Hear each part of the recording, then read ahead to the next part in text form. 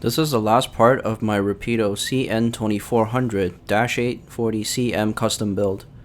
This video covers the installation of the detail parts, fixing the ditch lights and the handrails, and also adding the step lights and ground lights to the locomotive. I am going to put the locomotive back together and give it a test run as well. I'm going to start with the hose set. This is the High-Tech Details part number 6034, which is a set of rubber hoses designed to fit one HO scale diesel locomotive. I'm going to cut the sprues from the hoses, and then paint the tips of the hoses silver. While waiting for the paint to dry on the hoses, I'm also going to paint the new handrails that I'm installing. I also painted the Details West air filters, but I didn't end up using them in the end because they need some bronze wires for the piping, and I don't have any bronze wires on hand, so the air filters will be installed at a later date. The last bit of painting I did is on the shrink tubing for the class lights. The green class lights get a green dot, the red class lights get a red dot, and the white class lights get a white dot. This is so that I can easily identify them the next time I take the locomotive apart for whatever reason. Here I am using my pin vise to drill 3 holes on each side of the pilot for the MU and signal hoses, and also 1 hole next to the coupler pocket for the air hose. I drilled the holes slightly bigger than they needed to be, so that the hoses go into the pilot easily, and then use tacky glue to glue the hoses in place.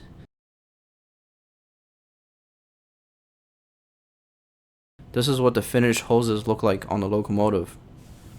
The next thing I'm doing here is fitting the anticlimber and the ditch lights back onto the locomotive. These are new parts that Rapido has sent me because I broke my anticlimber back in November 2017. Each ditch light has a red wire and a gold wire. I route these wires through the holes in the pilot and then snap the anticlimber in place.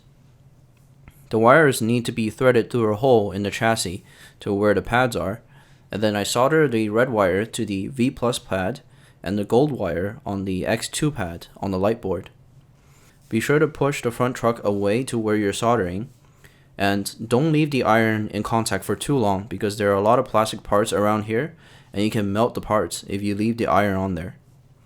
Of course, most of you won't have to do this. I only have to do this because I broke my ditch lights to begin with.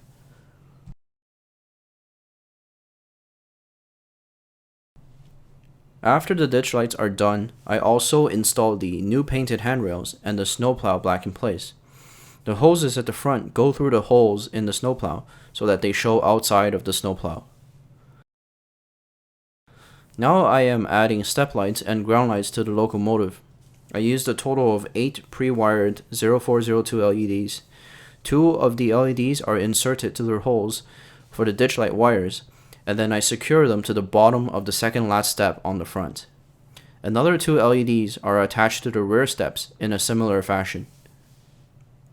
The other 4 LEDs are for the ground lights. There are 2 ground lights on each side of the locomotive.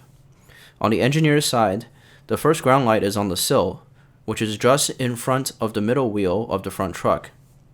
I tape the wires in place first, and then brush some liquid tape over the wires and the sill so that the wires stay in place. Once the liquid tape is dry, the wires will be completely concealed. The second ground light is just behind the middle wheel on the sill as well. You can use the holes on the truck side frames as a reference to where the lights are supposed to be. Normally you would install some Details West ground lights castings here on the side of the locomotive, but I don't have the step lights castings on hand yet, so I will do that later. The fireman's side ground lights is identical to the engineer's side, but there is no notched opening on the sill to pull the wires into the chassis. So I drilled a small hole on the sill where it dips down, just above the rear brake cylinder on the front truck. Then I can thread the LEDs through the hole. The wires are secured using liquid tape here as well, but because the wires are threaded to that hole, I have to use my finger and tweezers to hold the wires against the sill while the liquid tape dries. I do the same thing for the second ground light. I then soldered the ground lights and step lights to auxiliary 6 on the circuit board. Then I plugged the decoder back in and put it on the track to make sure that all of the new lights are working properly. The last step is to clean up the wiring for the step lights and ground lights. I remove the front speaker and then hold all of the wires together and line them under where the speaker goes. Then install the speaker back in place. Any excess wire is taped near the decoder so that they won't get pinched by the locomotive's shell. Here is a comparison photo between the modified Rapido Dash 8 and a stock out-of-the-box Dash 8. The modified Dash 8 on the left has extra wires and lights for the class lights, step lights, and ground lights. The decoder has been moved to the top of the motor from the bottom of the fuel tank. This is a photo of the bottom of the locomotives. The modified Dash 8 has the fuel tank filled with tungsten putty for extra weight and extra traction, while the stock Dash 8 has the decoder installed in the fuel tank.